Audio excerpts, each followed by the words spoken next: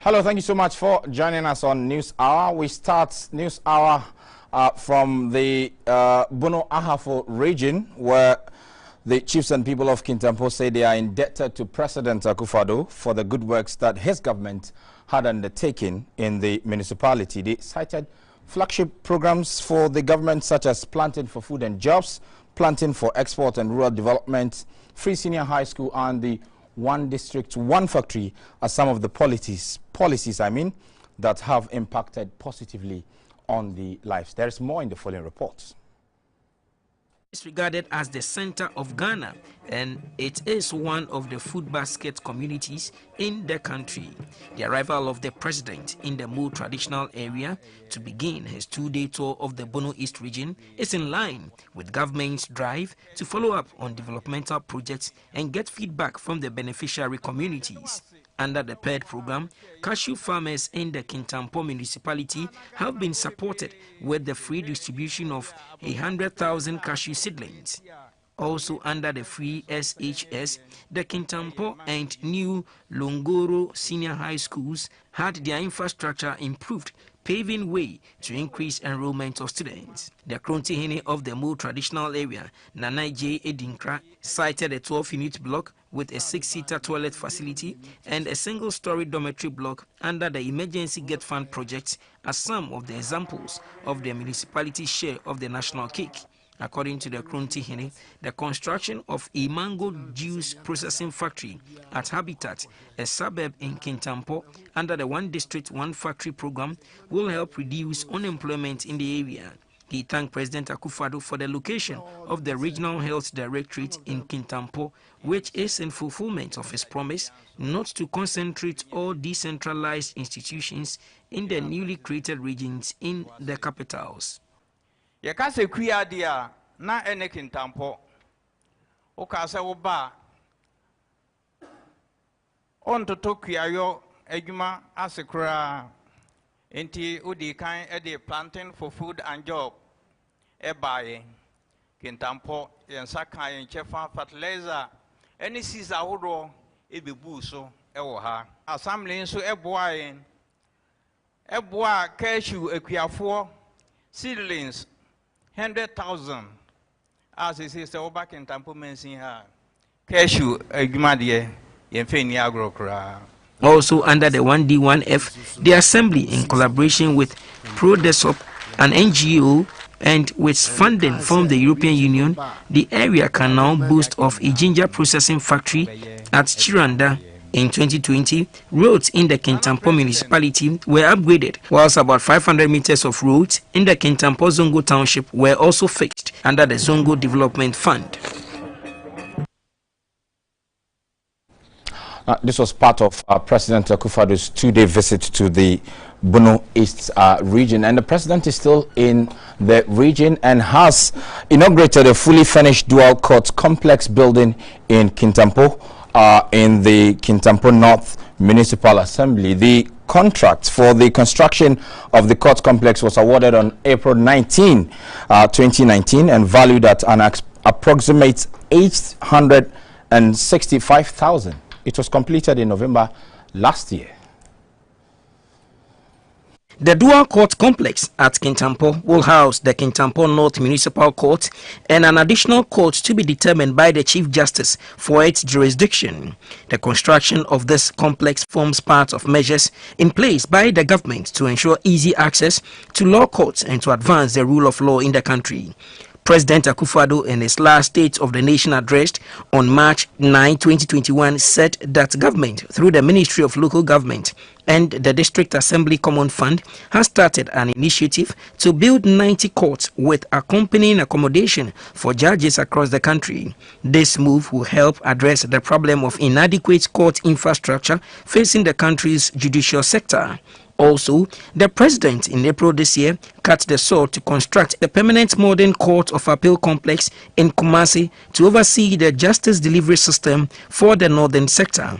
20 townhouses and a guest house are being built for use as permanent residences for Court of Appeal judges based in Kumasi who will be mandated to handle cases in the northern part of the country.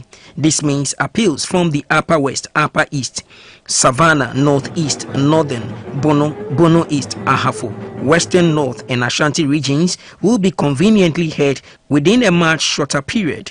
Whilst in Prang, in the Pru West constituency, President Akufo-Addo also inaugurated a newly constructed administration block for the Regional Feeder Roads Department. Constructed at 3.8 million cedis, the completion of the administration block fulfills a pledge made by the President to decentralize the siting of state institutions in various parts of the newly created regions rather than the capital, which has been the status quo.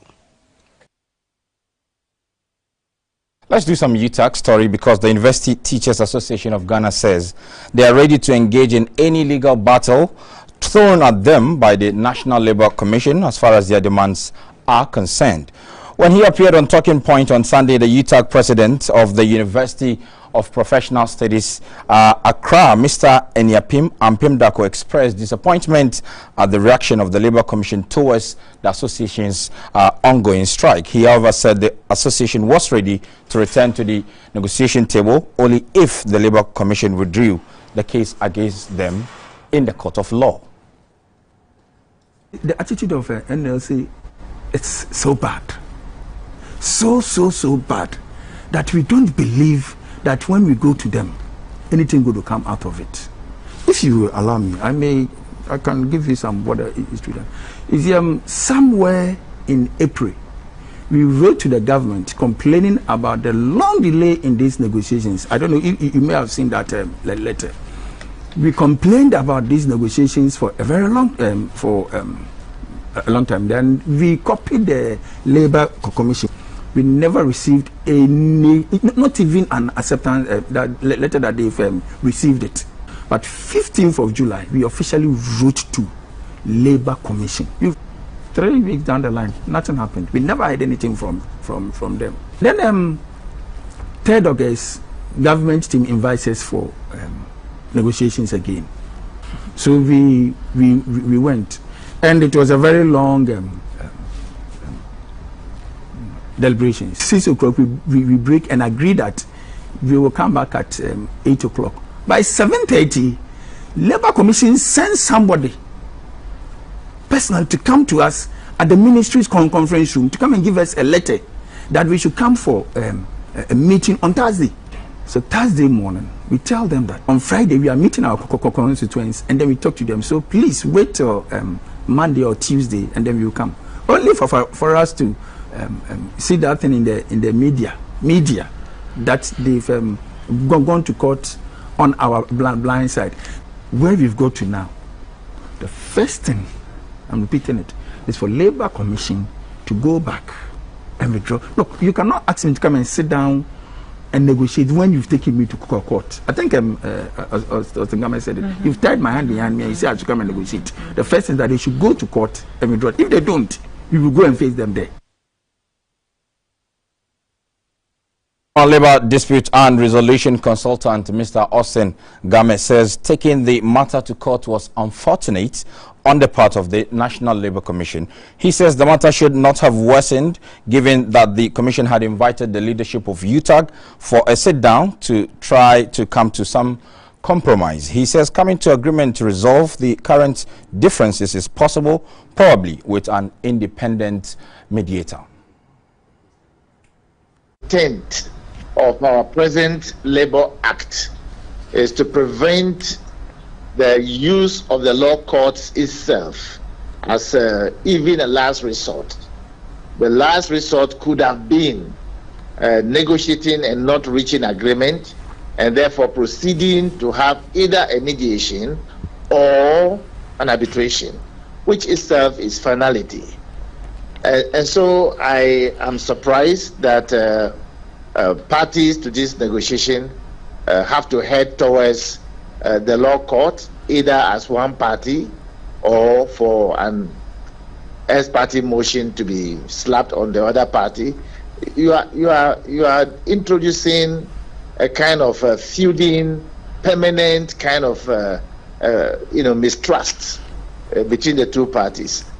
So where they have gotten to now, if I were to be in their shoes, both them, they should voluntarily say they will be willing to go back to work and go to table, and even at the table they can still reach a stalemate and agree to appoint an arbitrator.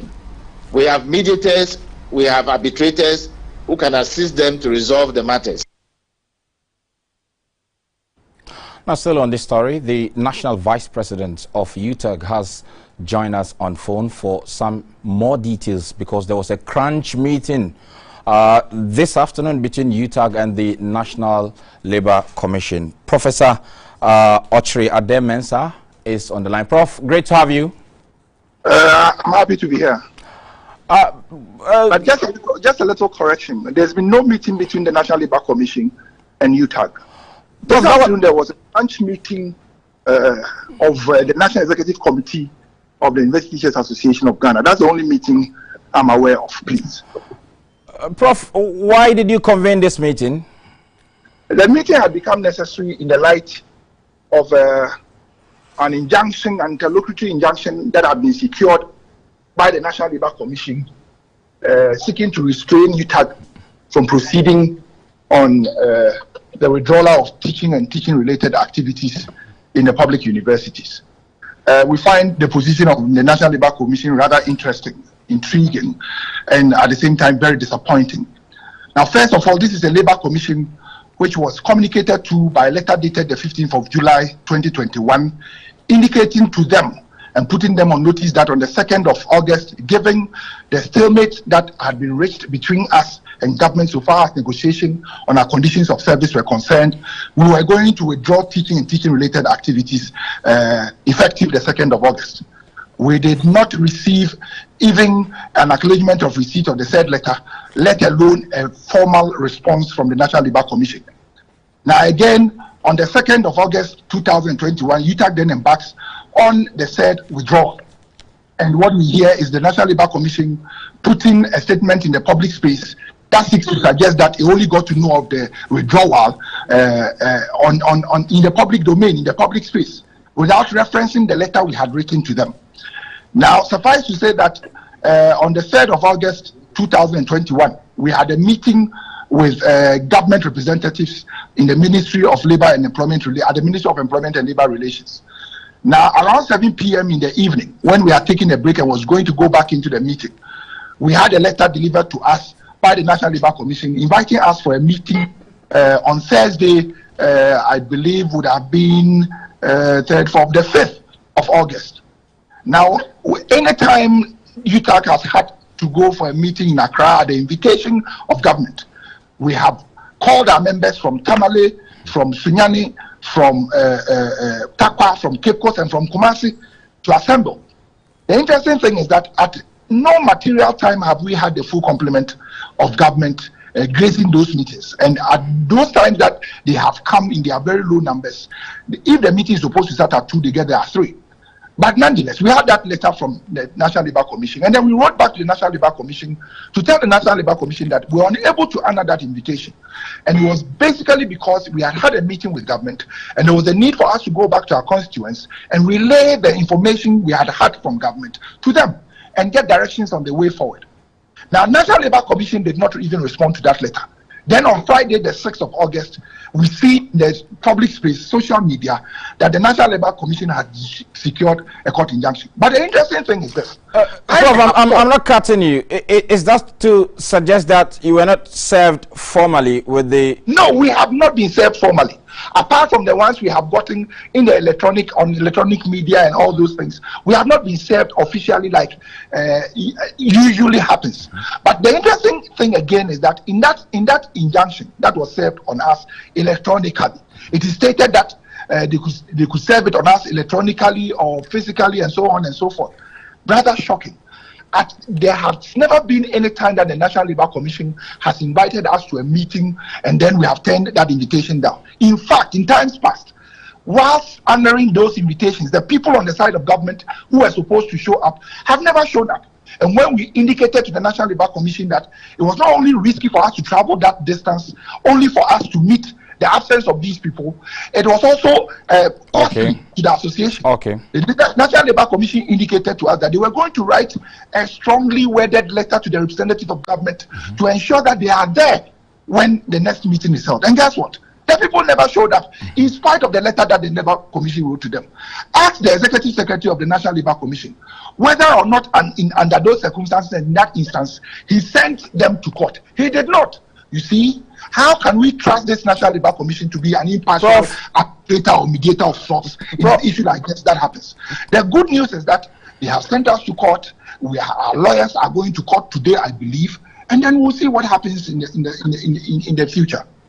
Prof, on Friday, we spoke to the president of UTAG, who gave an indication that UTAG is a law-abiding body and will respect the decision of the court. And that gave the impression that lecturers were returning to lecture halls today. Yeah, but no, that was your understanding of what he said.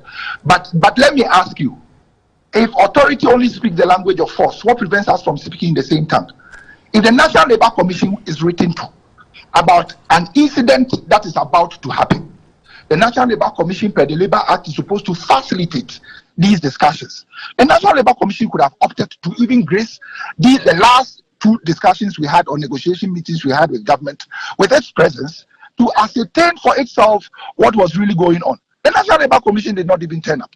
He did not even respond to the letter. And now you want us to take lessons on respecting law, respecting rules and regulations from the National Labour Commission. In any case, Yao Adem-Mensah, seated here, cannot even vouch for the authenticity of the document I have seen in the media space, because it has not been physically served on us. But granted that it is indeed authentic, our lawyers are acting on that, and I'm sure that at the appropriate time, we shall all see what would happen. But the days when the National Labour Commission was used as a tool to suppress labor, those days are long gone. Let me point this out to you very quickly. And Chief Executive Officer of the National Labour Commission, is he an Article 71 office holder? Hello? Yes, I'm listening. He's an Article 71 office holder, right? So an Article 71 office holder who has had about a 50% increase in his salary goes to another Article 71 office holder who has also had about 50% increase in his salary, and says that people who have only had 4% increase in their salaries are fighting government, so to speak, and are asking for their fair share of the national cake. Let us suppress them. Let us preventing them from having a voice. And then the Article 71 office holder just goes ahead and does that. Okay. And guess what? In the event that they cite us for contempt of court, and the court is minded to commit us to jail terms, you know what is going to happen? They will send another person who has only had a 4% increase in his salary to come and arrest us, take us to jail, to be supervised by another person who has only had a 4% increase in his salary. While the 71 office holders, those who have had 50%, 70% increase in their salaries, they chill in their mansions. Prof, thank you. Thank you. For animal farm. Thank you. That's all time will permit us on this subject. Despite being a worrying situation on the side of UTAG, it's also appears to be an extreme position that UTAG has taken on this matter. But we await how stakeholders will resolve this issue. That's Professor Adem-Mensah. He's the National Vice President of the University Teachers Association of Ghana. Away from that story, the final mop-up for the 2021 population and housing census ended on Sunday, August 8, 2021. The Ghana Statistical Service says 99% of households have been enumerated in 15 regions as of July 31, 2021. The reasons for the final mop-up included refusal to participate in the exercise and difficulty in reaching people in restricted areas. The head of field operations at the GSS, Dr. Peter Techi Pepra, is on the line to give us an overview of the 1-week extension and whether the service intends to extend the exercise further. Thank you so much for your time, sir. Thank you. Good afternoon. Will it be correct to say the Ghana Statistical Service has finally completed the mop-up exercise and would not be extending the dates so that the public will be awaiting for the data? All right, thank you very much, and good afternoon to your listeners. Yeah, we made it known to the general public that we are bringing the whole exercise to an end yesterday. As I speak to you now, we still have field officers on the field in 2 or 3 districts, specifically Gan West, Gan North, and we have Tonkatamanso. We have a few people also in Quantanam, Medina. We haven't got to 100% so far as these districts are concerned. But of course, so far as census is concerned, as the name implies, it's a total count of the population. And therefore, if we still have some people to reach out to, there is a need for us to persuade them to be part of it. The 1 week we gave ourselves has helped a lot. In some districts that we were even struggling, we've been able to catch up with 99.6. For instance, Lejekuku, we have very few people to reach out to. So today, tomorrow, for instance, Lejekuku will bring the work to an end. So we have given ourselves few days to ensure that we clear the gaps, we clear the remaining number of people so that we can call back the field officers. So are you likely to call them back tomorrow, looking for a definite answer? As I mentioned, so far as a place like Gan West and Gan North are concerned, it shouldn't be tomorrow. We shouldn't put pressure on the field officers. Why am I saying that? Apart from the fact that we've not finished, there are others who are difficult to meet. So they occasionally book an appointment, and even the field officers will be there, they wouldn't be available. So we have given ourselves a grace of this week to ensure that we get the remaining number. Will this affect? Will this affect the date set for the final data to be published, considering the series of mop-ups that we are seeing, which was not planned earlier? No, it wouldn't affect the date of which we'll be releasing the provisional results. You know, because we are using electronic approach in collecting the data, whatever we get today, tomorrow is more like an additional information or additional numbers. So it's not going to affect the earlier ones, and therefore it wouldn't affect the dates we have put in place to come out with the provisional results. Well, grateful for your time, sir. Thank you very much. And that was Dr. Peter Techi-Pepra. He's the head of field operations at the Ghana Statistical Service and has been in charge of the field operations as far as the population and housing census is concerned. Moving away from this story, the people of Ewutu Kokobin, a community in the Ewutu Senya Breku traditional area in the central region, are appealing for good drinking water in the community. Residents trek in search of water, which is sometimes difficult to access, and even if they get, it's not potable. Kokobin got its name from the Kokobin mountain, which oral tradition says was their first abode until their present settlement.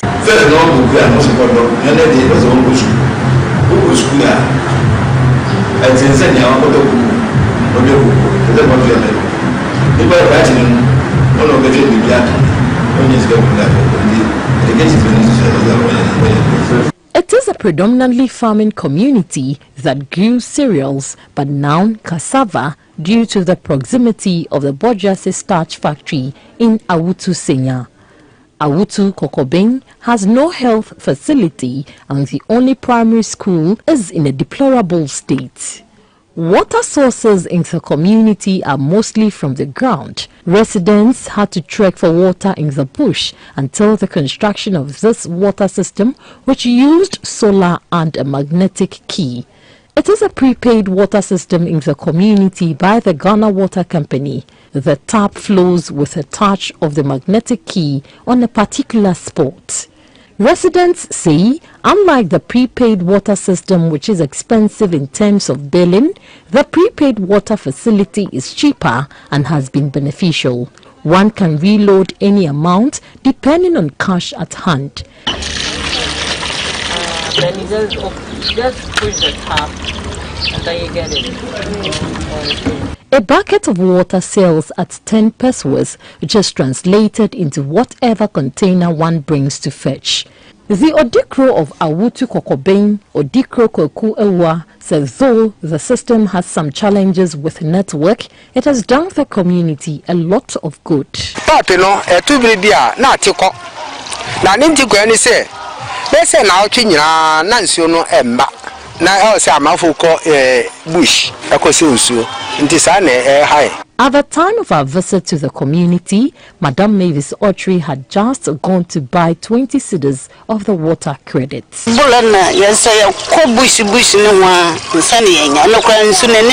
For now, residents of Awutu Kokobeng are calling for more of such water facilities in their community to ease the stress of trekking long distances in the bush in search of unsafe water.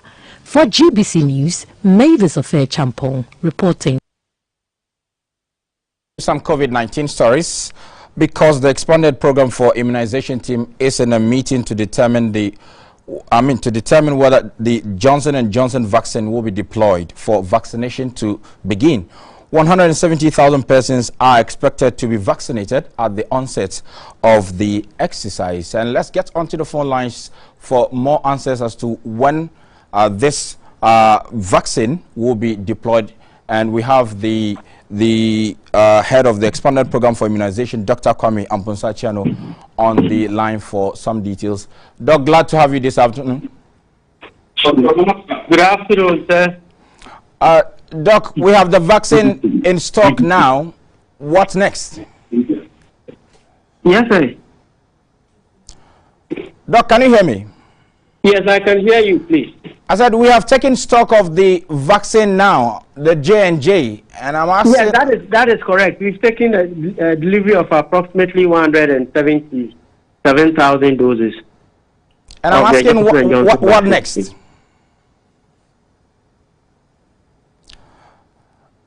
Doc, if you can hear me, I'm asking when you intend to deploy these vaccines, considering the circumstances that we are in as a country and the fact that we have a chunk of the population yet to be vaccinated. Okay, thank you very much. So we are doing this as early as possible. We just came out of from a meeting, and by early next week we should be deploying. Latest. Doc, to help with the misinformation that we've seen across social media platforms, has the Food and Drugs Authority verified the potency of this vaccine? Wow, the Food and Drugs Authority does not verify potency. I mean the efficacy. Hello? The efficacy. No, that is not what they do. You know, vaccines go through what we call trials. Even before human beings, they would have gone through stages of trials in terms of test tube or the lab, and then in animals and so on. Then it comes to the clinical trials to look at the safety, efficacy, and so on. The FDA does something else. They do the testing of the vaccine for other things, and not the only way you can check efficacy is when you give it to people, and so that has passed that stage long time. So the FDA does not do that. Can you tell us what exactly the FDA does if they do not determine the efficacy? It would be better to call FDA, but what we are informed by the FDA, they do series of tests. But I'm not an expert in that. So once they clear that, oh, we've done the test, everything is fine, we go ahead. So if you could kindly call FDA about the specific test they do, please. Doc, who are your target group as far as this consignment is concerned? It's early days yet. We'll put that across when we are done with the plan in place. And aside the J&J, are we expecting any stock? 170,000, still not enough to help us achieve herd immunity by the December target? That is right. So we're looking at Pfizer, and if you remember, we also even have some people who are waiting for the second dose. So hopefully by end of August, we should have received some quantities of AstraZeneca. And then latest by early September, we should have had the Pfizer. And Doc, this is a single dose jab. What will be the fate of those who have taken the first jab and are waiting the second jab? So you are still talking about Johnson & Johnson, I gather? No, yes. Yes, I'm asking for those that have received... For Johnson & Johnson, it will go to a different cohort altogether. It is not for people who have ever received the vaccine. It's for people who have never received the vaccine. For those who are waiting, that is what I said initially. I said that we are expecting some AstraZeneca vaccines, and by end of August, we are hopeful to get that, and we can clear that as well. Doc, are you confident that as a country we can achieve the herd immunity targets? Well, it's only a matter of time. We are only limited by availability of vaccines. Once we get them, as for deployment, it's not an issue at all. So I am so hopeful and confident that we should be able to do that. Grateful for your time this afternoon. Thank you, sir. Meanwhile, we have a Dex report on Ghana's vaccination drive so far, and we'll be telling you more about how the country has fared since March 1, when we took delivery of the 600,000 COVAX doses. Ghanaians who are yet to be vaccinated will have to wait until Wednesday, 11th August 2021 to have their turn. This is because the expanded program for immunization is yet to deploy the Johnson & Johnson vaccines, which arrived over the weekend. 177,600 doses of vaccines were delivered by the African Union Vaccine Acquisition Trust, although the Food and Drugs Authority is yet to verify its potency. Currently, Ghana has a deficit of 18.8 million of its population yet to be vaccinated, having a little over 1.2 million people vaccinated since March 2021. Hundreds of thousands of AstraZeneca and Sputnik V vaccines have been deployed so far. Just about two-thirds of those vaccinated are fully vaccinated, and the remaining are expectant to receive their immunity against the virus with the arrival of AstraZeneca vaccines. When the AstraZeneca vaccines arrive, in spite of efforts made by government, the procurement and pricing of vaccines have been fraught with controversies. The use of intermediaries and the legalities of the procurement process found the Minister for Health, Mr. Kweku Agyeman-Manu, appearing before a parliamentary probe. Now, with the appropriate infrastructure, students of the EAG Nursing and Midwifery Training College in the Pro East District of the Bono East region will receive professional training to meet the accepted standards of the profession. Authorities also believe that they can admit more students to support the health services quest to deliver quality service in the country. There is more in the following reports. The Yeji Nursing and Midwifery Training College is a purely female training institution which began as a community-promoted school in this administration block. The government took over in 2016 and converted a number of basic school structures to augment their physical structures.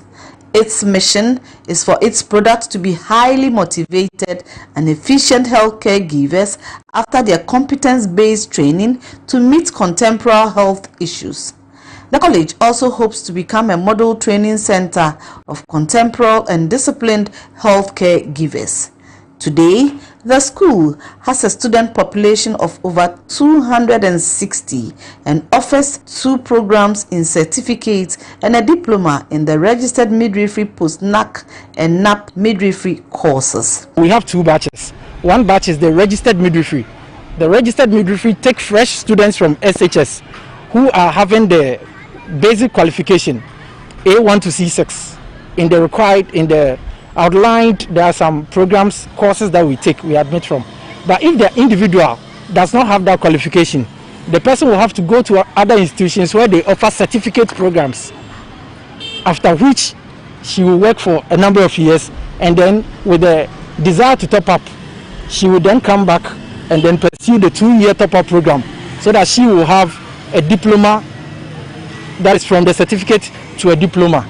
So you will see some of our students wearing green with green collar, and others wearing green with white collar. Those wearing green with green collar are post-NAFNAC midwifery students. They have done a certificate program and they are now pursuing the diploma. Whilst those wearing green with white collar are straight diploma students. For the training, we need them in a confined area so that we can bring them up the way the profession requires them to be. Hostel facilities, we can't do away with that. Neither can we do away with the lecture halls. The school has a rather tight budget since its resources are limited. All students live in the community since the school has no hostel facilities.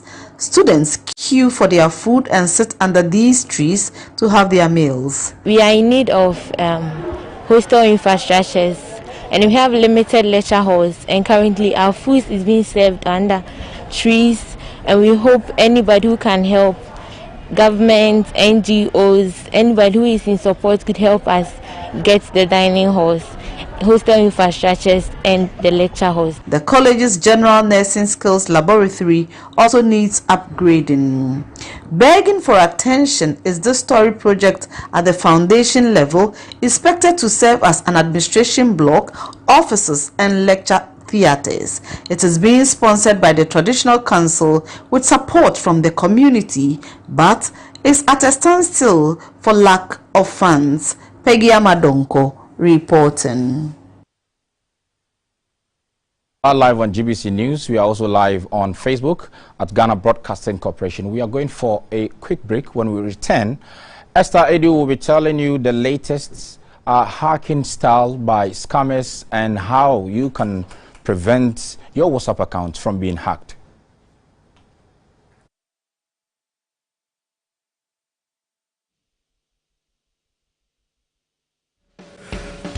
Are you ready? It's heat hot, and we are serving you breakfast. A la carte. It's a brand new packaged breakfast served on GTV, our style, keeping you on track and updated on news, making the headlines, how to navigate traffic. What's up with the weather? Your health check, getting you up to speed on lifestyle, sports, what are showbiz, what's hot and what's not. It's our date in the morning just for you, with the team you can trust. It's breakfast weekdays at 6 a.m. Don't be late. She's really funny. I know. Oh my god, I'm really enjoying this. Hello. Who's here?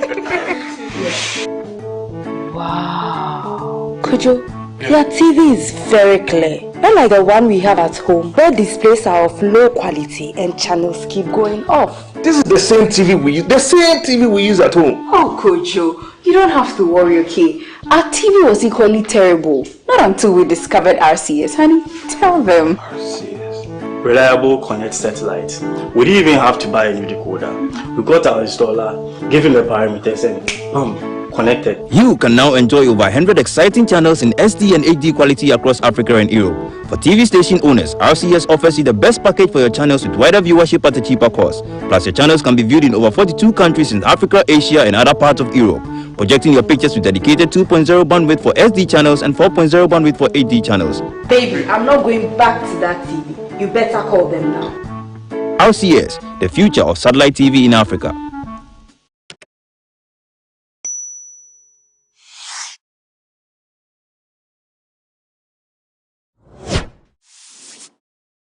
Is here.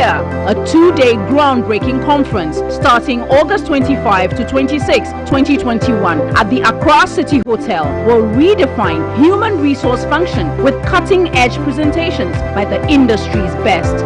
Top-notch conference speakers drawn from Ghana's public sector organizations, blue-chip companies spanning telecommunications, banking and finance, the mines and energy sectors will navigate the fine path of improving workplace productivity with effective HR strategies under the central theme,